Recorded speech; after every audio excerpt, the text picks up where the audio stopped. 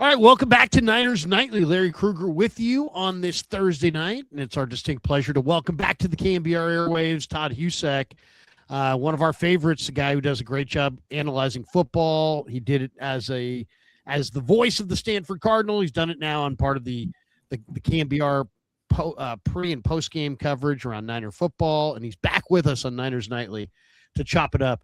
Todd, good to see you, man. How are you? I'm doing well, Larry. I miss sitting next to you watching Niners games. This was a fun season, breaking it down during the game in action. Here's what they're doing. Here's what the Niners can do.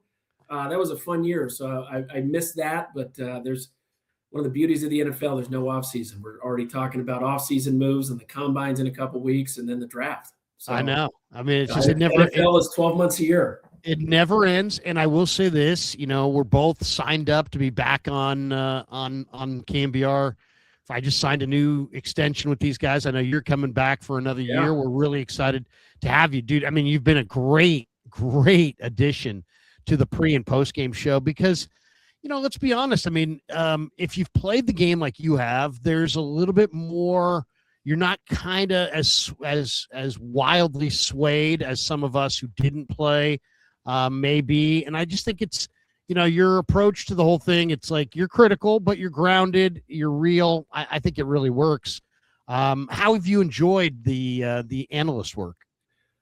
I love it. I mean, I'm passionate about it. I think I love doing the Stanford games for 15 years. My connection to that program and university was special. And I saw maybe the best years ever. Not maybe. I think the best years ever in the history of Stanford football. So fortunate to be a part of that and work with guys like Dave Fleming and Scott Reese and Ted Robinson.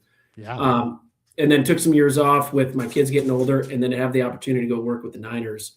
Didn't necessarily come out of nowhere. I'd done some work with them in the past, but to get that opportunity and then have the season play out like it did, and the Niners have success, and it's been awesome. My wife says, You're saying the same stuff on the couch. Might as well get paid for it. And I think when I was working with Dave Fleming, and I've become friends with you, I think when you become friends with some of the people you're working with, the conversation is better. And so I'm looking forward. I had a great time this year. Looking forward to a fun off season, and then hopefully an even longer 2026 with the Niner season. Yeah, and of course Niner fans, I'm a Niner Giant Warrior Shark guy. So I'm fans of all the teams. So the offseason doesn't bother me as much, but for some people, they're just Niner fans, and they're not Warrior fans, and they're not Giants fans, and they don't watch the NHL. And so they're immediately into the Combine, which is coming up in a couple weeks. Immediately they're into the Senior Bowl and all the talk coming out of that. So why don't we just get right into the offseason? What do you think is the Niners, kind of taking a macro look at this thing? What's the best master plan for the offseason? There's a lot of people saying, go get, Justin Jefferson. And I did see that he may go want to play for Seattle and Sam Darnold, which I may want to get involved in that if I'm John Lynch, just to prevent that from happening. But then I think about it, and I'm like, Max Crosby, Justin Jefferson, some of these big-name guys. And I'm like, you know what? They're great players, don't get me wrong, but I don't know that that's what the Niners need. I kind of feel like they may need more than just one guy, and it may be kind of more of what they did last year, where I felt like they had a high volume number of picks last year. I think I would try to do the same thing this year and maybe even next year and see if you could put together 2 or 3 volume drafts to give yourself, a chance at least to run with Seattle and the Rams and the best teams in the NFL by, trying to build up that depth and trying to hunt for your stars in every round of the draft and even after the draft. Yeah, I think the great teams have to build through the draft and do it with guys that they draft that come in and become not just starters, right? Because the Niners have done a great job in drafting starters in especially rounds 3, 4, 5, 6, right? Where teams can change, franchises can change, is when you get a impact player like JSN with the Seahawks, and Murphy on the defensive front, like getting guys that come in and make not just the offense a little bit better, but make everybody better, really change the dynamic of that unit. And they did it, even Worry on the defensive side for Seattle. I mean, you see guys come in and really change the trajectory of that offensive or defensive unit. A perfect example is the Rams getting Puka Nacua, right? He has become a top 3 NFL wide receiver, and they found him late in the draft. So finding pieces, and on the flip side, the 49ers, maybe Ricky Pearsall can be a difference maker. He just hasn't stayed healthy. And then Jordan Watkins and Jacob Cowings, like, we just haven't seen these guys. And so you look at franchises that draft, and those guys become starters and Pro Bowlers or all pros in year 2, 3, 4. Those are the teams that have success deep into the playoffs. And teams that don't hit on those draft picks, it becomes harder to sustain that. And then when you have that base, all of a sudden you get a piece like Leonard Williams, or you get a piece like Sam Darnold, who can come in and take that team, take that franchise to the next level. So I think you have to build through the draft and then be strategic in the pieces you pick up, guys that can fill a specific need, or maybe it's even a stopgap, but somebody who can come in and play consistently.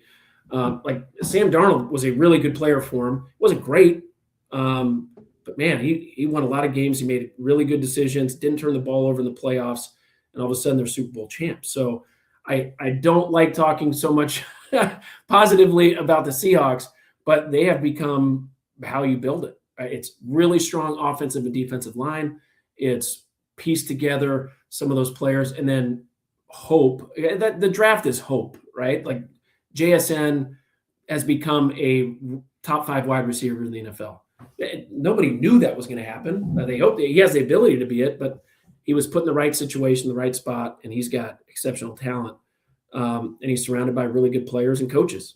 So all of those things pieced together towards not just having a successful franchise, but having a consistently successful franchise for the next 5, 6, 7 years. Nobody wants to fascinate on Seattle, but they're the it team right now, and they're young and they're talented, and they're the guy that everybody's trying to knock off right now. How would you go about how should the Niners and Lynch and Shanahan react to Seattle's success? And I asked that question because, the last time the Niners had a team that stood in front of them so definitively, it was the Cowboys in the 90s. And they lost in 92 at home. They lost in 93 down there. They were tired of losing. Eddie D and Carmen Policy were like, this can't happen again, as they were walking down into the post game after the 93 NFC Championship game.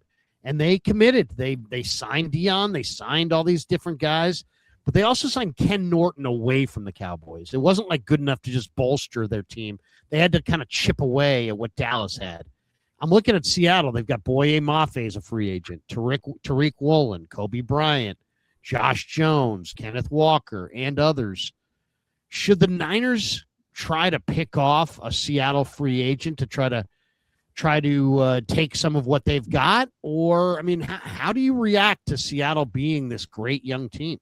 I don't think you get a player from Seattle just because they're from Seattle. I think you get a player that fits in your system, that has some upside, that maybe makes sense financially. Obviously, the salary cap is a big piece.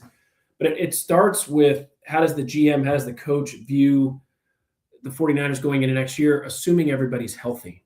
Right? That's one of the disappointing things certainly with Bosa, Fred Warner, and Michael Williams. Is that defense Super Bowl bound? Gosh, they're so much better than what we saw, but the offense didn't hold up its end of the bargain in the playoffs either. So it's really what's the assessment of this team going into the offseason, and then where are those pieces that you can upgrade? And I think there has to be a balance. But where the 49ers are built a little bit differently than some of the other teams, they have Hall of Famers at 3 or 4 positions, right? George Kittle, we'll see what his offseason looks like with the Achilles injury. I would be shocked if he comes back in the first month of the season. So how do you approach that? But you have Trent Williams for hopefully another year. You have Fred Warner. You have Bosa. You have Brock Purdy. You don't have to worry about quarterback. And you have Christian McCaffrey. So there's some pieces there that are at the top 3 probably in their position in the NFL. Maybe Brock Purdy top 6 or 7. But all of a sudden you have to fill in. I think as you watch the playoffs, you need a top flight wide receiver that can win in one-on-one coverage. And the 49ers did not have that at all this season. Juwan Jennings scored some touchdowns the second half of the year, but he had a hard time consistently getting open. Like having a guy like Puka Nacua or even Devontae Adams and Seattle, you look at a guy like Rashid Shaheed, who didn't put up huge numbers, but he was dynamic enough to change how a defense would have to play the Seattle Seahawks.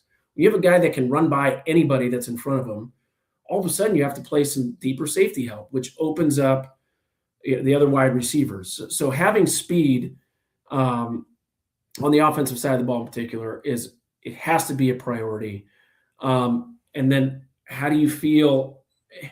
It's tough because the 49ers are in the toughest division in football right now, assuming Seattle comes back at 80% of what they were this year, and the Rams, same thing. You got the league MVP at quarterback and the offensive player of the year at wide receiver, and your division opponents, your rivals. So the 49ers have to step up in dynamic playmaking ability on the outside in particular. But the other thing that the Rams and the Seahawks have is a really good offensive line that can run block and pass protect. And the 49ers weren't, I wouldn't call it a negative this year, but they have to improve. They have to get a lot better because the front force for Seattle took advantage of them in those last two losses of the season.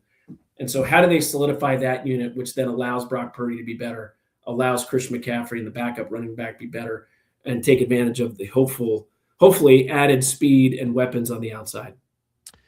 You mentioned receiver. They drafted Ricky Pearsall in the first round. I mean, they've missed a lot they drafted AJ Jenkins in the Harbaugh era. They've really struggled. I mean, the franchise that has Rice had Terrell Owens, arguably two of the best receivers of all time. They just have a hard time identifying receivers that can play and that can step in and contribute.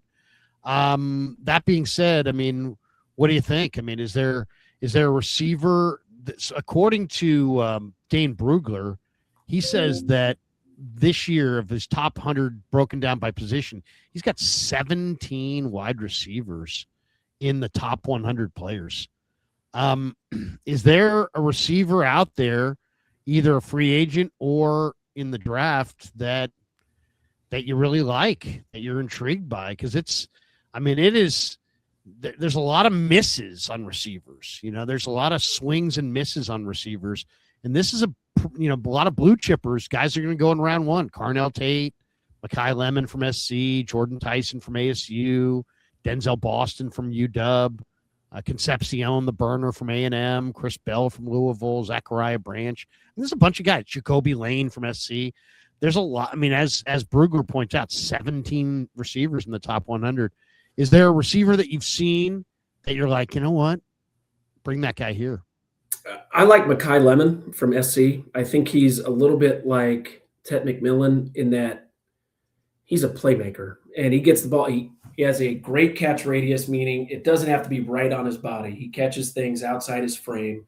He's great at run after the catch. He's tough. McMillan caught everything. And it didn't matter if it was he did a lot of screens. He did slants. He won 50-50 balls down the field. He could catch those in-breaking routes, and he was exceptional after the catch. You see a lot of that skill set with Mekhi Lemon from SC. I think he has a chance to be a difference maker.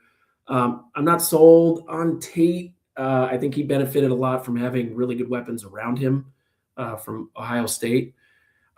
I'd love to see a veteran come in. It's hard to come in and be a difference maker as a rookie wide receiver. McMillan did a good job of it this year.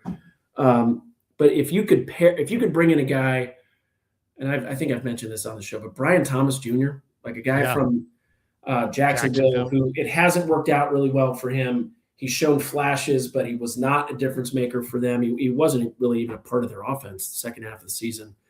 A change of venue might suit him well. And then all of a sudden, your number 2 wide receiver becomes better. Like if Juwan Jennings is really a number 2, maybe even a number 3. And all of a sudden he can be a much more effective receiver at that position where he's not getting the focus of the coverage. Frankly, I'd like to see Christian McCaffrey used more out of the backfield or in the slot position where you can create mismatches. He was the best receiver for the 49ers this season. So I think if you can get a veteran that would help Pearsall just stay healthy. Pearsall, I liked what I saw from him this season when he was healthy. Just it hasn't been there enough. He could be a difference maker. I'd love to see. You've been high on Jordan Watkins since they drafted him. I loved him in college. He has the speed you want, but I do feel like you need a wide receiver one that you see it with the Rams. When Stafford gets into trouble, he just throws it to Devontae Adams or Puka Nacua. And more often than not, they come down with it or get a PI. The 49ers do not have that at all. And so adding that piece would be huge. And then if you can add – I don't know if there's a receiver in this draft that's going to come in and have as big of an impact as a veteran wide receiver with the skill set who's been in the league and has a bit of a reputation. All of a sudden, that would have a bigger impact for the 49ers in the 26th season than drafting and hoping. Because, yes, the 49ers have not had success in drafting wide receivers. You know it. The 50% of first rounders don't pan out. Right. It's just unfortunate that the 49ers have drafted a few of those wide receivers. I'm not saying Pearsall will not pan out. We need to see him healthy for a sustained period of time where he can have that impact week after week after week. Even then, I don't know if he's a number one guy. And what I like to see in a number one guy is somebody, if you're a defensive coordinator, I've got to prepare for that guy. I got to know where he is. I got to understand how they get him the ball. And I've got to roll coverage and be aware of wherever he is on the field. The Niners don't have that, even with a healthy Ricky Pearsall. So bringing in somebody like that, I think, changes the whole dynamic of the offense and makes every other piece of it better. I've been using Cash App for a while now. It's just an easy way to send money, keep track of spending, and use a card that actually fits how I pay for things day to day. And they just launched something new I think is worth knowing about. Cash App just released a new status program for the way people actually spend called Cash App Green. It unlocks new ways for you to pay, get rewarded, and easily grow or manage your money on your terms. Now, when you spend at least $500 a month with Cash App, with the Cash App card or Cash App Pay, you earn green status, which unlocks benefits like up to $200 of free overdraft coverage, higher borrow limits, and custom personalized cashback offers every Friday at places you love to shop. Turn everyday spending into status with Cash App Green. Download Cash App today or visit Cash App/new to learn more about this and get great features launching now. For a limited time, new Cash App customers can earn $10 if they use the code CashApp10, CashApp10 in their profile at sign up. And send $5 to a friend within 14 days. Terms apply. Cash App is a financial services platform, not a bank. Banking services provided by Cash App's bank partners. Prepaid debit cards issued by Sutton Bank, member FDIC. Cash App Green, overdraft coverage, borrow cashback offers and promotions provided by Cash App, a Block Inc. brand. Visit Cash App/legal/podcast for full disclosures. Yeah, no, I mean, I'm a draft over free agency or trade kind of a builder, but you know what? The reality is that every position's a little different. Like if you are a college receiver, I mean, this might be your play. You know, it's like, here, I'm just holding up a purple card. Yeah. That's your play. In the NFL, there'll be no purple card. You know, there's no gigantic yellow card or something. It's way more complex than that. And everything is about your benchmarks and being in the right, you have to be where Brock thinks you're going to be. And it doesn't matter how you run, your 40 time, your size, your speed, all of it is secondary to you better be where you're supposed to be. And there's layers of complexity that at receiver. And that's why, I asked Shanahan at the end of the year about Jordan Watkins. I said to him, I gave him the easy out. I'm like, hey, rookies develop at their own speed because receivers, this is why you might rather go after Romeo Doubs or, Alec Pierce or, some veteran in a trade, like you mentioned, Brian Thomas or Jordan Addison or something, because you know what you're getting. You're getting a finished product. You go after a really good rookie receiver, he may be great, but I mean, Jerry Rice, I saw something yesterday. Jerry Rice dropped 22 balls or something like that his rookie year. It was like a ridiculous number of balls. This is the greatest receiver that ever lived. So I think it's just to expect that you're going to just draft rookie receivers that you're going to immediately be able to throw out there and that they're going to compete for Super Bowls with those guys as the lead dogs, it's probably asking too much. Well, it's rare. And you see a guy like Marvin Harrison Jr., who has every physical talent that you want. I was not high on him coming out of the draft. I thought he was not very tough. There were a ton of instances where he would catch the ball and run out of bounds rather than lower shoulder and get 8 extra yards or something like that. The biggest thing for a young wide receiver, and I think it's why you see guys like Puka Nacua, Cooper Kupp, come in and they are incredible route runners. JSN is the same thing. It's guys who can, to your exact point, be where you're supposed to be on time, but also create separation, get in and out of breaks. So many of these guys, wide receivers in college, they're just bigger, stronger, faster than everybody and are able to manhandle corners or get open, break some tackles, and score. In the NFL, those corners and safeties are bigger than you. So you've got to be an expert route runner, understand the ability to create separation, have great ball skills and body control. Those are the skills that I think transfer over to young wide receivers in the NFL. And there's not many. You can learn, you can be better at that, but there aren't those guys that come out of the draft NFL ready. There aren't many of them. And so No. being able to identify one and expect him to produce at a high level in their rookie season is hard. And that's where I'm hoping. All right, Ricky Pearsall's been around for a while now. He knows what the NFL is about. Get your body ready this offseason and stay healthy. And all of a sudden he can be a number 2 wide receiver. And that's where I think bringing in somebody like a Brian Thomas or someone, I mean, look at Michael Wilson for Arizona. Love Michael Wilson. He'd be a perfect Niner. He had a huge season. I mean, he had one game where 15 catches or something like that. Like he doesn't have the physical ability of some of these first round wide receivers, but he knows how to get open. He wins in space and he's great after the catch.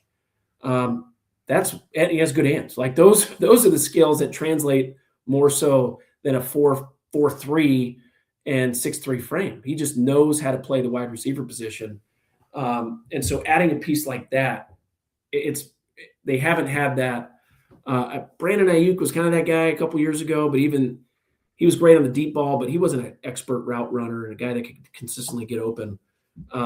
That's how you can build a more successful passing game. And by the way, you're doing Brock a huge favor. When in trouble on 1st and 10, they're going to take a shot.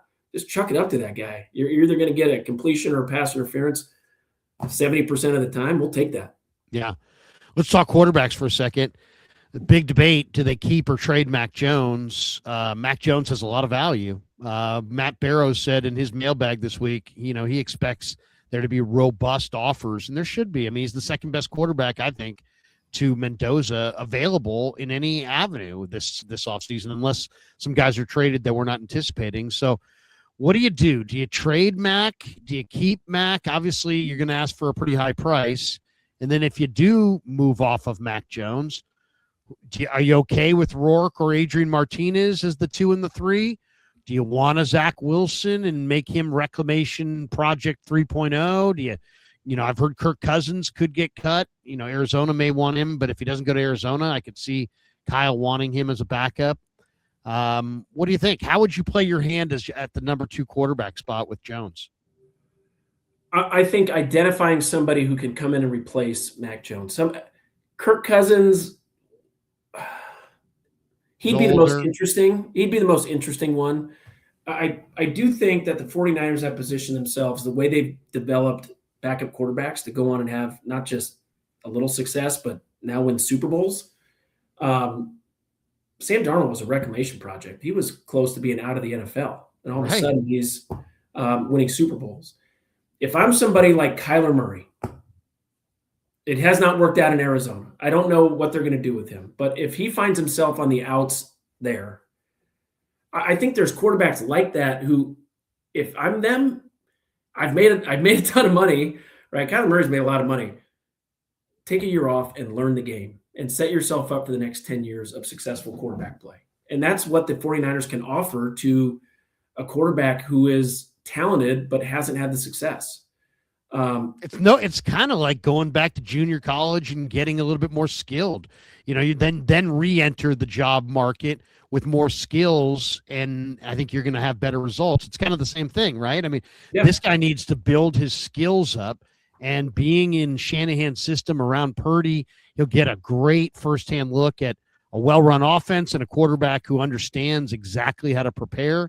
I think it would be the greatest thing for Kyler's career. I think Kyler's a huge talent, but he needs a reset, and this Yeah. would be a great spot for And him. I'm guessing there'd be teams that would make him the starter. So he would Sure. have to, like the Raiders would probably be all over him and make him the starter. But if that's a situation, do you want to go to the Raiders where they don't have a big offensive line just to be the starter? Or do you want to, what the 49ers are offering is a chance to back up, learn the game, and then all of a sudden pick your spot to where, hey, I can go to a team that, like the Seahawks this year, Sam Darnold landed in the perfect spot. Talent around him, great young coach. They built a great roster. Like if I'm Kyler Murray, I take a year off. And by the way, you might have to play. You might have a chance Right. to lead the 49ers to some wins like Mac Jones did, and then put yourself in a position to command a good salary for the team that you can choose to go to, and one that you can win some games. So uh, I'm not saying Kyler Murray's a realistic option, but that's the type of player that if I'm the 49ers, I think you have a great sales pitch. And hey, this is what we've done with the last few backups here. They've had success. Come here and learn the game, learn with Brock Purdy and Kyle Shanahan, and then go pick your spot and win a Super Bowl in 3 years once the Niners are done winning. But anyway, that's Kirk Cousins, I think if you can bring in Kirk Cousins to back up Brock Purdy, I'd take that and get the draft collateral or pieces. It might be something like a Max Crosby. If you can get somebody like that who can come in and be a plug and play starter or offensive guard, somebody like that can make your team better day one. We've got a guy who's going to start 17 games for us. I think the Niners have too many holes right now to ignore what Mac Jones can get you in the open market.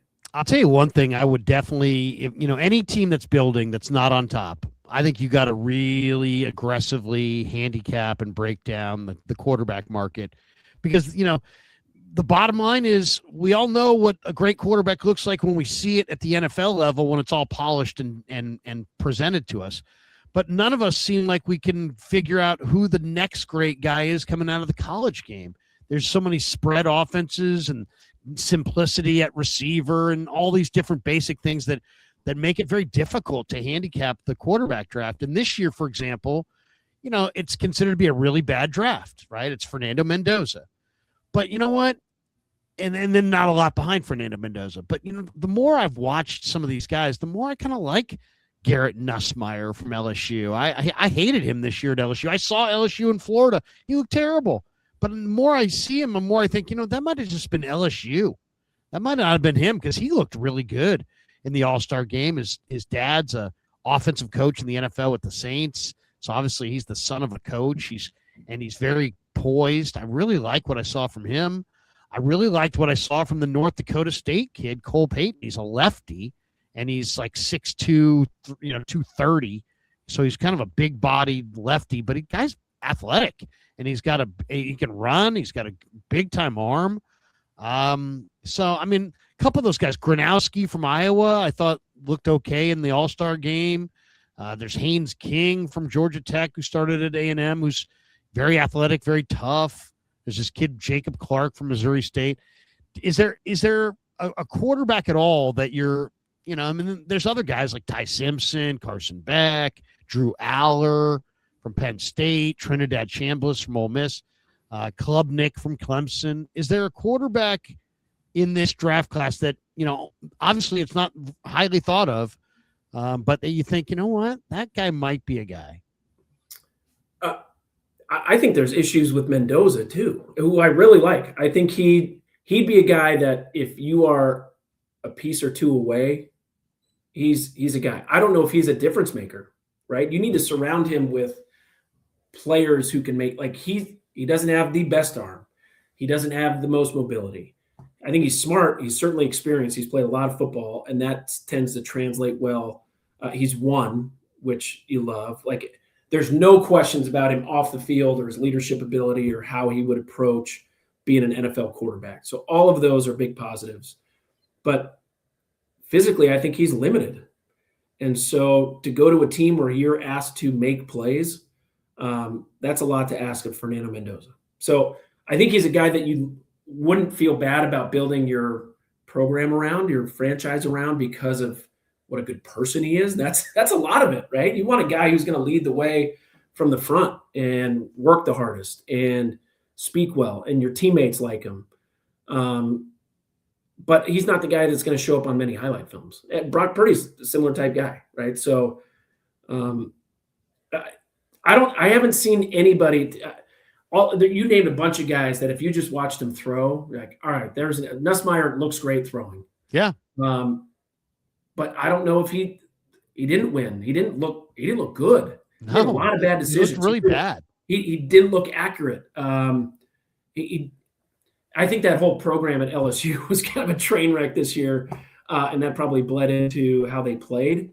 But he was not impressive on the game tape. So I think it's a combination of, all right, check the box physically. Can he do all the things that we're going to ask an NFL quarterback to do? But then watch the game tape. Is he seeing things clearly? Is he processing? Is he getting better from week 1 to week 12? What do his teammates say about him? I think that's as big of a indicator of these. I know I love Andrew Luck, but Andrew Luck came into the league and immediately his teammates were talking about him being a future Hall of Famer. And it was like Reggie Wayne, guys who had been around for a while, talking about Andrew Luck like that in his second week in Indy. So there's certain guys that I think have qualities that will help them be more successful. Brock Purdy had those. There was no doubt from Brock's teammates that he was going to be successful. So that's the beauty of the NFL. There's guys, by the way, there's guys that are super talented who can win a lot of games who flame out. Like Sam Darnold and Baker Mayfield and Daniel Jones lost a lot of football games. Turns out they're really good. They just were in a bad situation with bad players, bad coaches around them. Really amazing, isn't it? I mean, it's fascinating. It is. And where, like, Patrick Mahomes is not Patrick Mahomes if he goes to another team. He's paired with Andy Reid and gets to learn from Alex Smith and is surrounded by incredible offensive line. Continuity. And all of a sudden he gets a great defense and they win some Super Bowl. Now, Patrick Mahomes is great.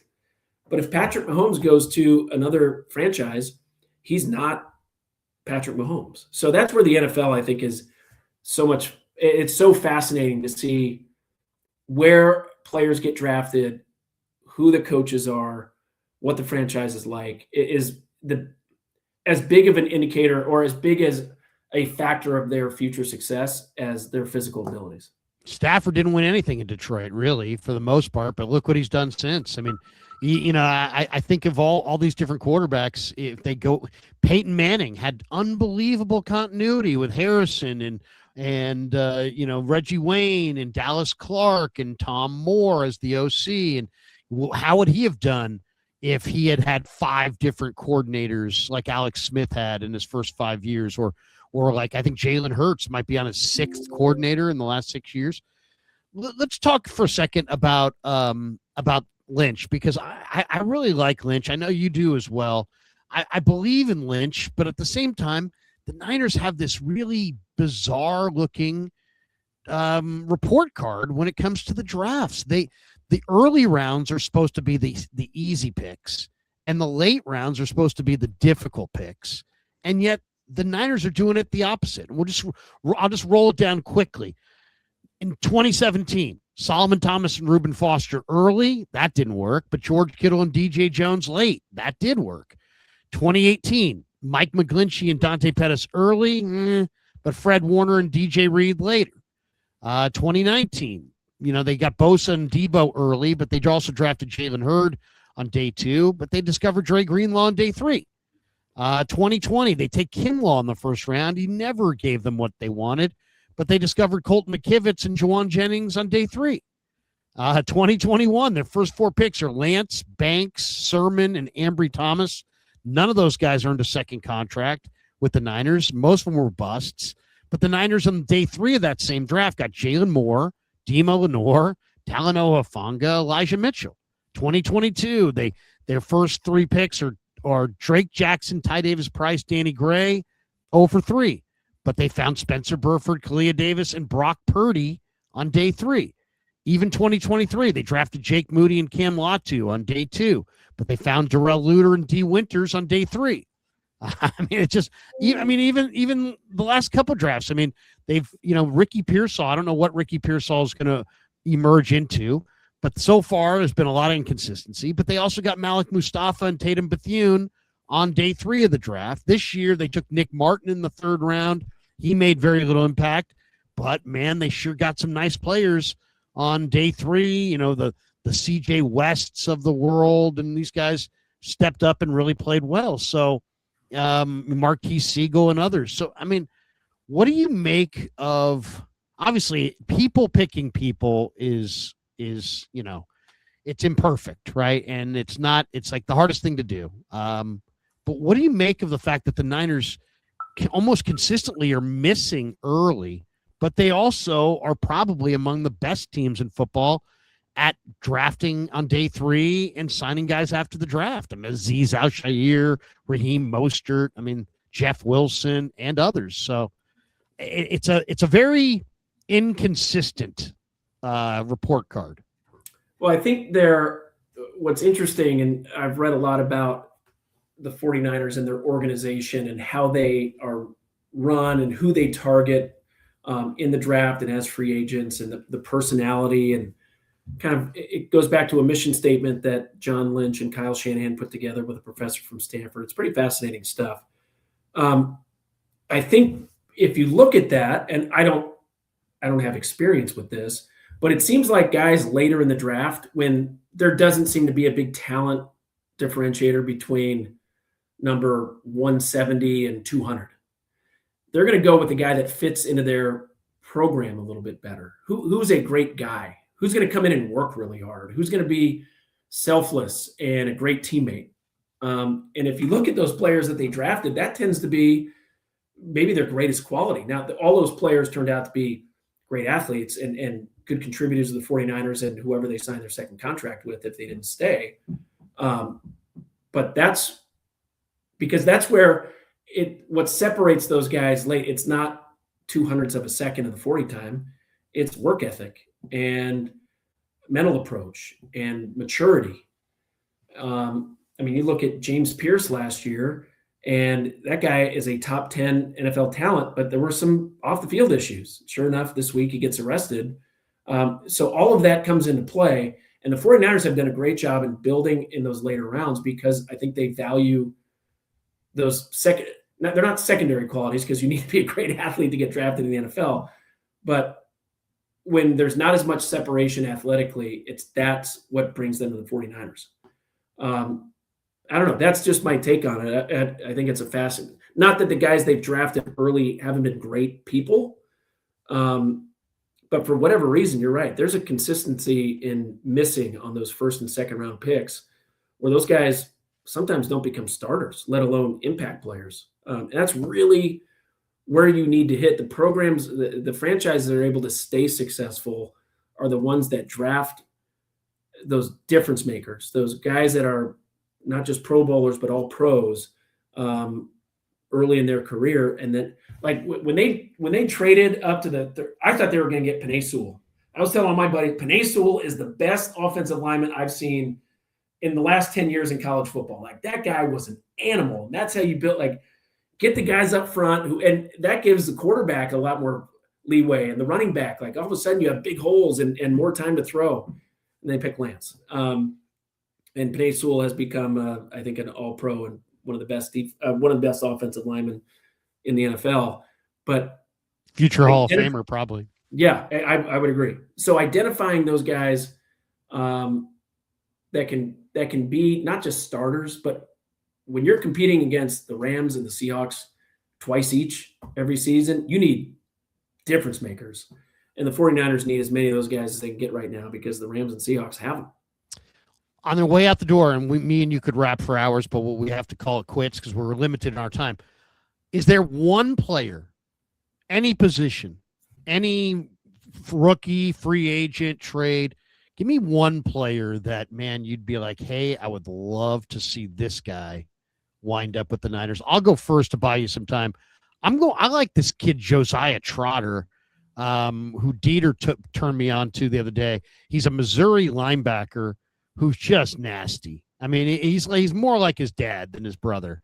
The brother's more of a speed runaround guy. The dad was just a thumper, an unbelievable thumper in the middle. And Josiah Trotter from Missouri, probably going to be a third-round pick. Man, that would be a great third-round pick. This guy's 6'3", 240, and he just is a phenomenal second-level defender with speed and instincts and anger. I mean, this guy's really tremendous. Is there any player that you would like to see the Niners get this offseason? In the draft or in the NFL? Just it could be anything. Could be in the draft. Could be a free agent. Could be a trade. Well, you mentioned Justin Jefferson. That'd be pretty sweet. I don't know if they have what it takes to pull that off. That'd be nice, though. It'd be nice to keep him from joining JSN in Seattle. The talk is that Jefferson may want to reunite with Darnold, and that Seattle has the cap room and the picks to make that deal. So we'll see. Hate to see that. Oh gosh, you definitely hate to see that. Yeah, and then selfishly, can we get Puka Nacua here? That not only makes the Niners better, but makes the Rams worse. That'd be nice. I like that. I'll tell you what. Watching the college football playoffs, I was not a big believer in Miami, but watching what they did up front on both sides, was really impressive. They had a guy Ruben Bain. Ooh, amazing. He looked like he was 30 years old. He took off his helmet. Like, no way is that guy still in college. I know, even his hairline looked kind of like a 30-year-old guy, but he's awesome. He was a monster. And then they had an offensive lineman, Polynesian Maligoa. Yes. I mean, guys like that are pieces that day one starters, and not only that, they make everybody across the line better and people you can build around for the next 5 to 6 years. I mean, I think what we've seen in the NFL over the last decade is really good offensive and defensive lines. It's not the only thing you need, but if that's the only thing you have, you can go far. Yeah. And all of a sudden, you don't need a top 5 quarterback. Like, again, I think Jalen Hurts is a very average NFL quarterback. And he won a Super Bowl, and he's considered one of the better ones. It's because his offensive line and his run game is A+.